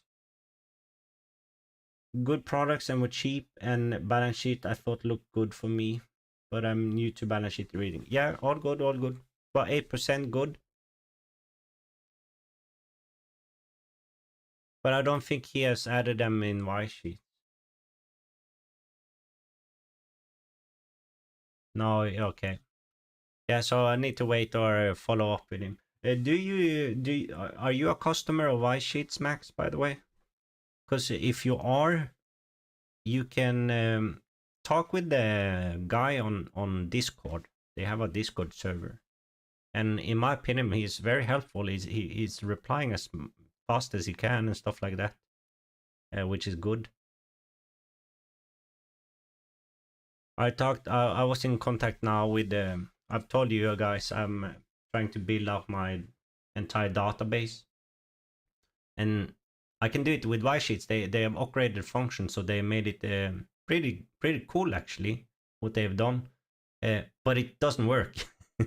It doesn't pull in all the tickers yet. So I told him, and he said they are working on a fix, and it will take like a couple of weeks or something. Okay, Battalion. We have talked about them on the stream before, also in my tracker. Pretty steady here in last years. Tiny market cap though, below 100. Trades at 5. And look at this operating cash flow. That's not bad compared to the share price. But way down on free cash flow. You see here they spend a lot of money to make all this money. And the earnings are terrible. Also, shows up as levered. So the sheet is issuing shares.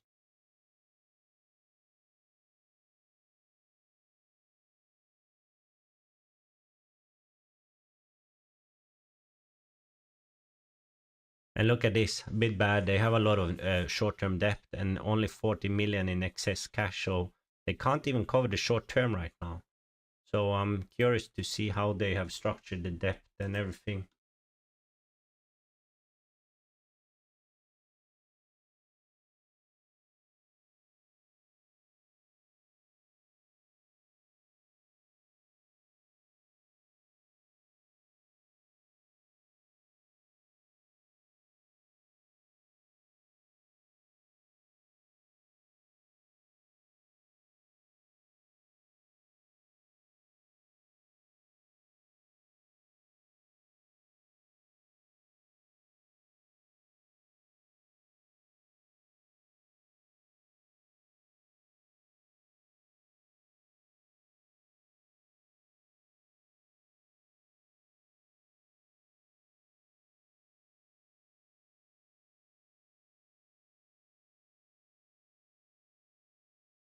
Just trying to see when it's due. Obviously, the short term is due very soon, but they had more depth.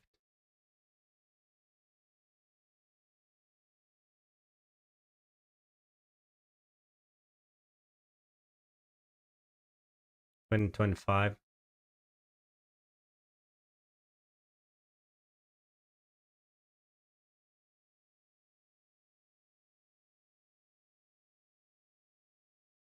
And this is the one that they need to take care of this year.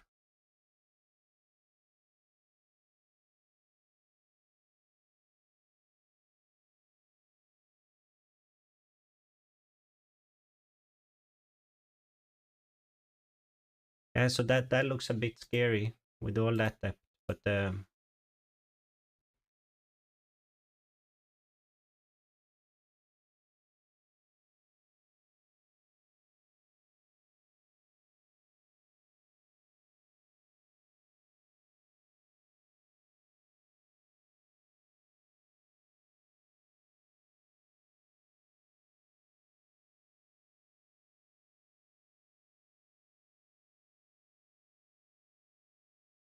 did they do like a reverse split or something?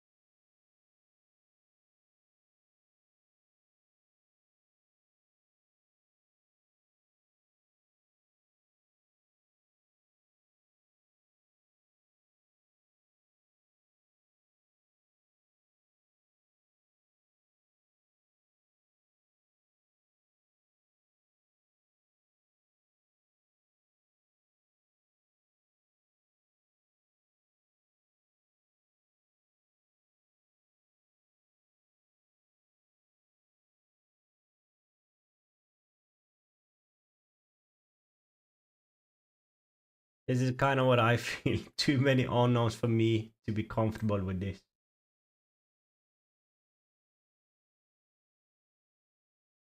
Seems like they have agreed to a merger or something.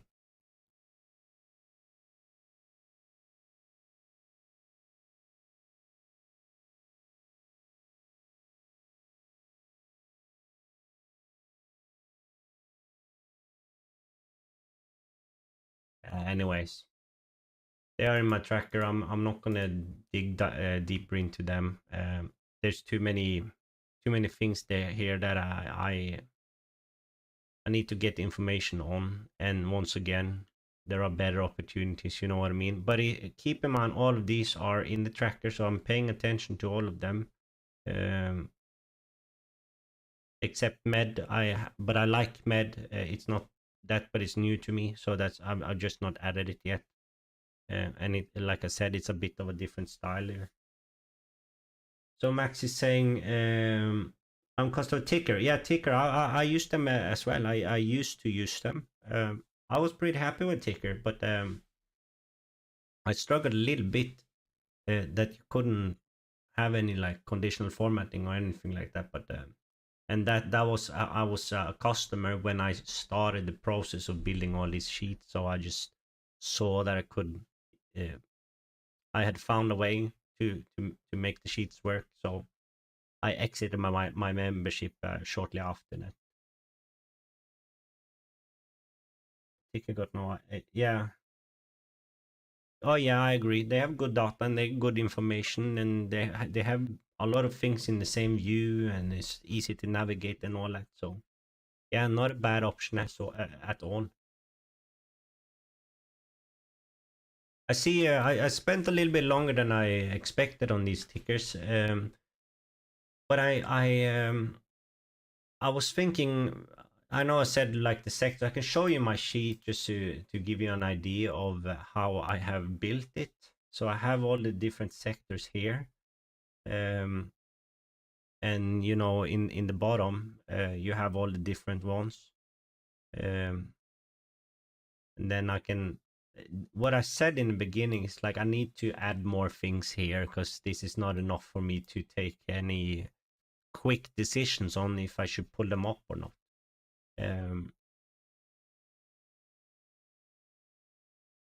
But if I sort it to like percentage to 52-week high, I can go by that, you know. And then what often happens then is you get these tiny market caps ones, which I'm not so interested in. And once again, I have the same stuff here. The black ones are stuff I've seen in the past, and because the background is white already, I think the ones I have in the tracker turns orange like these ones. But you know, if I base it on the market cap and how far away it is from the highs, I can kind of get an idea if it's trading somewhat close to the, like to a bottom.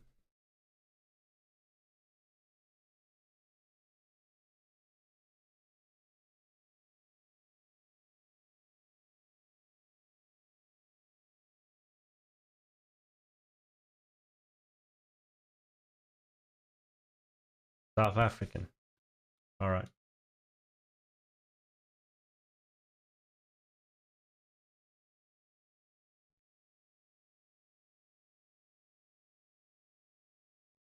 Canadian Loop Industries. And I have some inside buys here. BOC.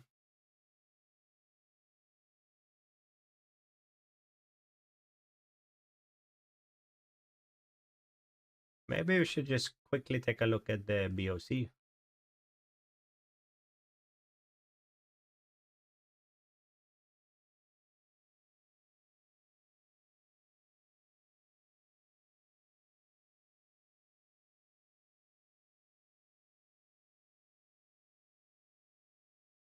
Is your sheet loading all tickers when you open it, or how is it working? Roaring Kitty got sometimes speed problems. Max, I've had some issues with my stream today. So probably yes, I get the same issues, and I don't exactly know when, because I have the same stuff open.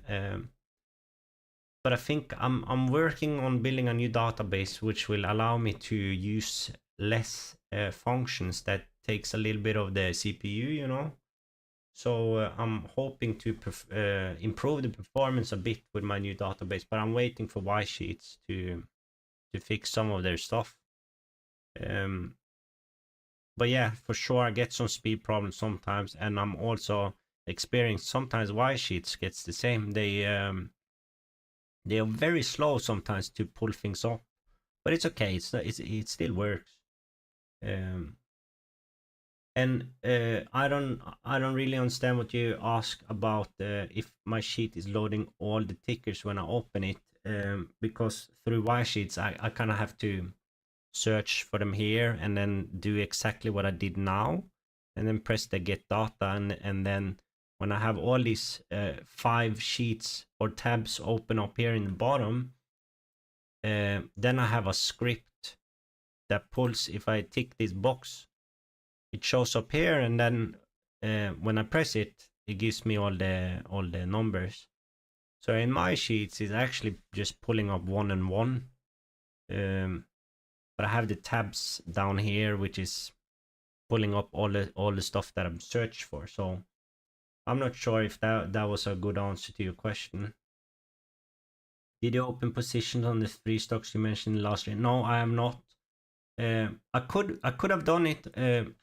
And by the way, we should check out the GENK today. Just a short. I'm not going to go through it in detail because we have done it a couple of times now in the past.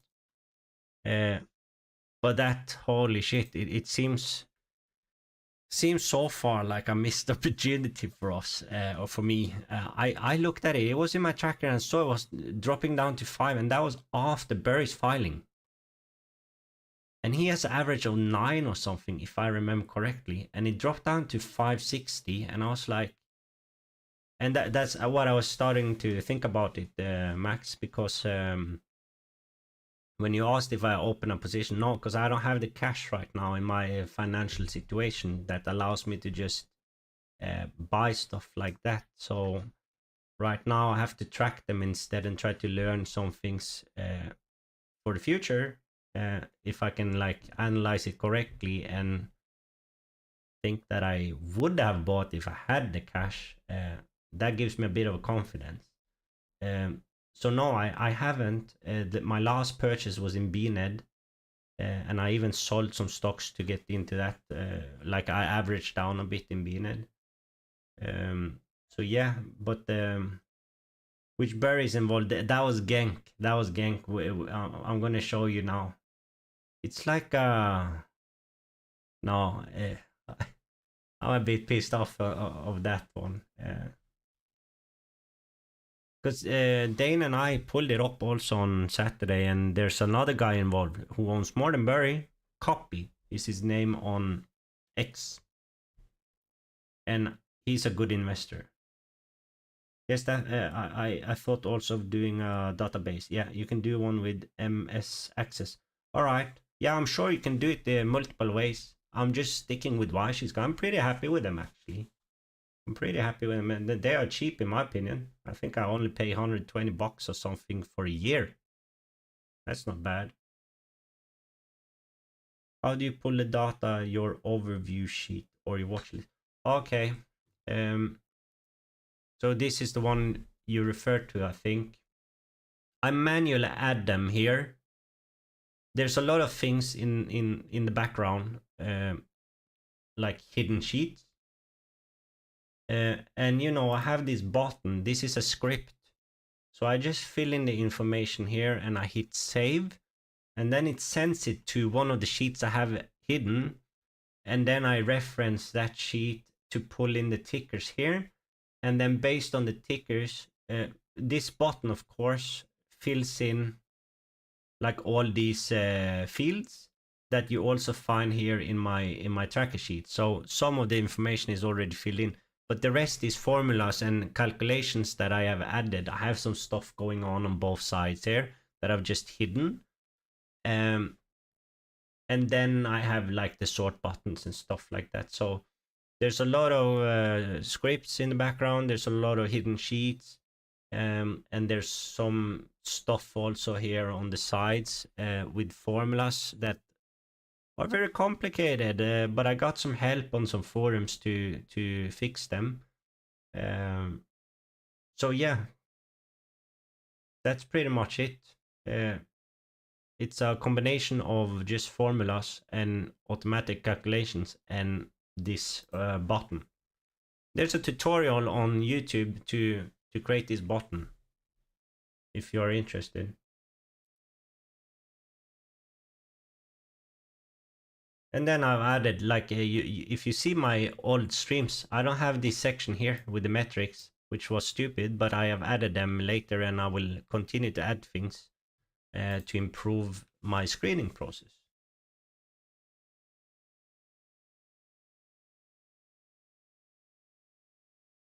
So I don't know if that answered your question, Max, but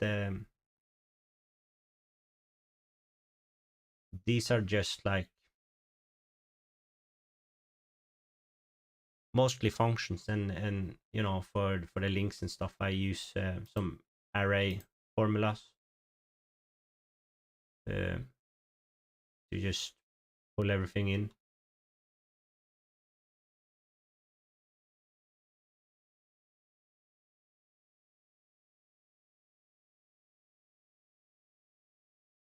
But yeah, almost forgot. Let's check out the ones we just pulled in here.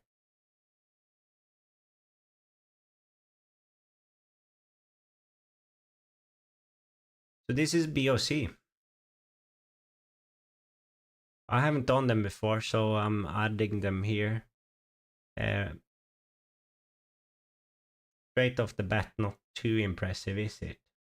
But we saw the insiders right in my sector sheet. They are not so big anyways. 150 of course is big, but you bought a 15. What's the price now? 16. Okay. The trade close to book. They are generating too little cash for me to be interested in. And look at the revenue, almost nothing. What are people writing about this? I just want to take a quick take right now, because I think I will wrap it up soon, everyone.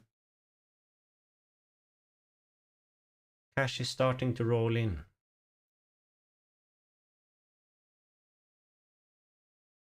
Well, is it?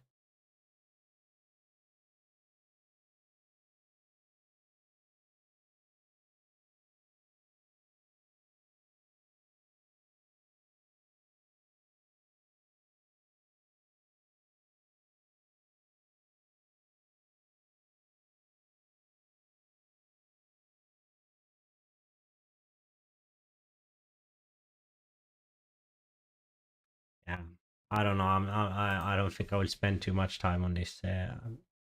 Like straight off, I'm not impressed. They do come up as safe though. I guess that's something. They have some cash here to cover the short term, and also the total. So they are good in terms of the depth. But these numbers are not impressive. But yeah, just a quick look. I'm not gonna spend more here. But did I not pull up GENK? Sometimes my scripts are a bit slow. I don't know, so it's clearly okay. So my question is, how do you have the newest price data and things in your overview sheet? Because you said you have to do it for each ticker. Oh, this one. I assume you mean this sheet, my fundamental sheet. The updated price are Google Finance functions. So like this.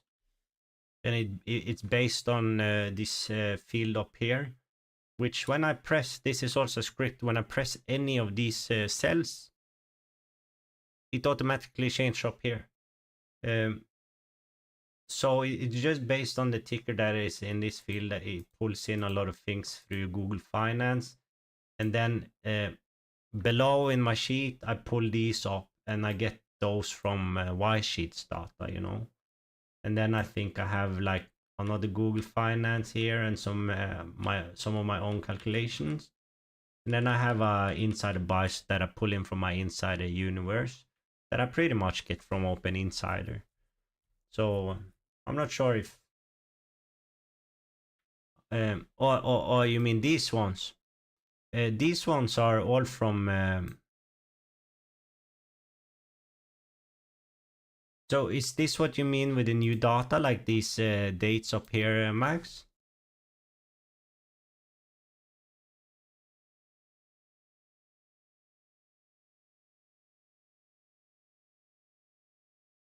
Because if it is, this is all from Y sheets, and I've just organized it in the way Roaring Kitty had it, with a lot of calculations and stuff beneath here. So there's a lot of things going on. It's a long thing. So I have it all the way here, and I pull it in. If you have noticed me pull it in from Y sheets, I use the quarterly data, so I get the most recent ones, because you can change here in the search function. You can do the annual or the quarterly. So I quarterly, and I pull in like every 4 of the quarter, and sometimes I have to add them together, and sometimes with other metrics not. And that's how I get the recent one.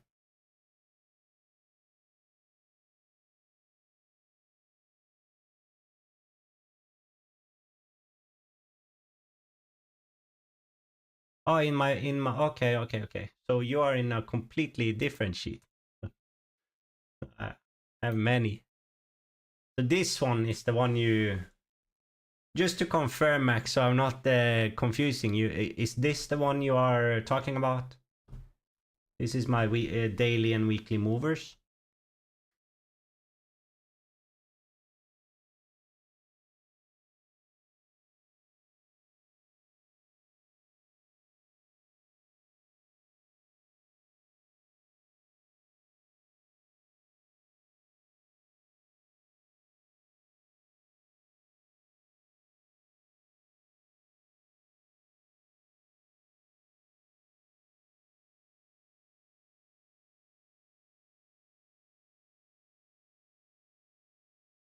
So let me know, Max, if you are talking about this sheet here. I can go through that too. This most of the, and this is where I want to build my new database to get a bit more efficient and stuff. But yes, thank you, Max. Okay, so these are being pulled in from my database sheets where I have all the stocks from the exchanges. I have our own sheets for that. And that's what I'm trying to replace with a more efficient and improved version through Y sheets. So maybe I can go through that when I have it all set up and done, and do like explanations on how you do it. Because Y sheets has this new screener function which allows you to pull in. First of all, you pull in all the tickers from whichever exchanges you want. Also Germany, they have the Germany exchanges, so you can do that also. And then I have just figured out a way how to organize it and sort it alphabetically and stuff like that. And then I can pull it in based on the daily moves and the weekly moves. So this is all pulled in from a database with all the stocks and the tickers that I have in the database. So it does it in my Y sheets one that I'm currently making, and with these metrics and stuff like that, I have these screeners. They have this screener function up here. So you press this, and here, you know, if you buy Y sheets, you need to check this out and go through it, and they have some documents and stuff like that that explains how. But I go here to get data and hit these refresh buttons. And then in my backup sheets that you haven't seen, it refreshes the data, and then this sheet pulls it from there and show and organize it and show me. So that's why sometimes you see I'm a bit slow, I'm a bit late for the stream, and that's because I have to wait a few minutes till after the market has closed, and then I hit refresh on all those buttons, so it refreshes everything. And then of course, for any ticker to be pulled in here, they need to pass a filter that I have set also in a hidden sheet based on the daily performance. And I think I have my filter on 7% up or down, then they are automatically being pulled in to this sheet. And then of course, if I change to the weekly, the filter is on the weekly move instead of the daily. And it works in the same way.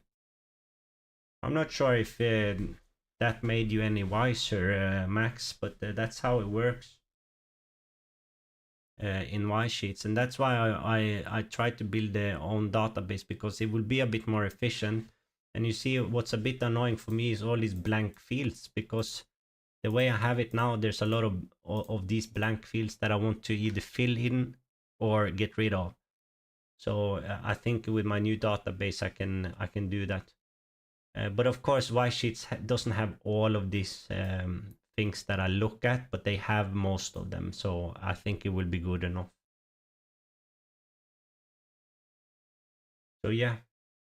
Okay, so quickly to GENK. First of all, we saw the insiders last time. And by the way, forget about the fundamentals. This is another one where my sheet, it's not my sheet, it's from Y sheets. The data shows up at 0 in the share count. So the numbers are not there, but forget about that now. If you want to check the numbers, pull up one of the earlier streams, because we have gone through it. We saw some insider buys, right? And then it's 11% up today alone. And look at this. Look at this. Here, I saw it here at 560, and I was thinking like, that looks cheap, because that was after the Berry filing. Now it's 1077. And in addition to that, after the Berry filing, also this guy Copy has taken a position. He's on X, and I found him here.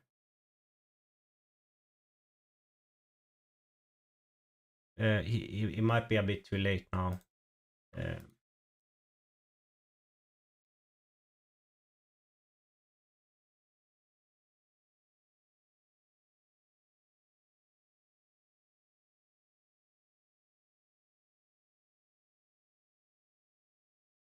Sorry if you couldn't see that. I'm just searching for him.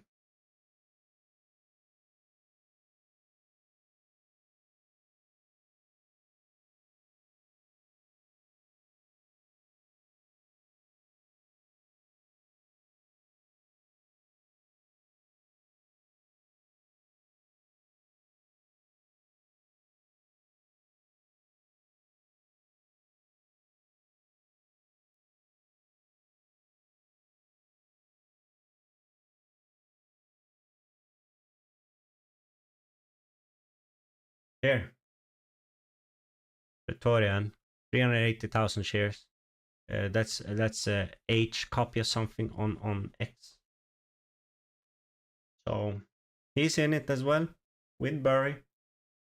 Of course, we don't know if they have sold or anything like that, but we got some comments on Saturday that extension was I don't remember if that was the right name, but it was something like that. He said he had been to some of them and wasn't too happy with the quality, which is valuable information because I don't have the chance to go to one of these, you know, so good to hear. But all right, I think you got a little bit messy today, but I think we have gone through some good tickers, and thanks for everyone who used the chat and tuned in. But I think I will finish here today. It's getting a bit late, and we will continue on Saturday with Dane. We will be here both, and hopefully we will get some positive BNED news tomorrow, but probably not. And you know, until then, stuff hasn't changed too much. We are still both in the tickers that we have talked about. And we still have the same thesis. So yeah, Max, we are a bit down, all of us, but let's wait and see how it plays out. Yeah.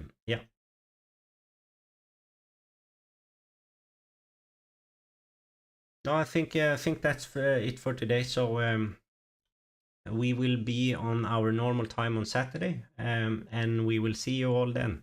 Until then, enjoy your time and have a good day or night or wherever you are. And we will see you on Saturday with Dane and myself. Bye bye.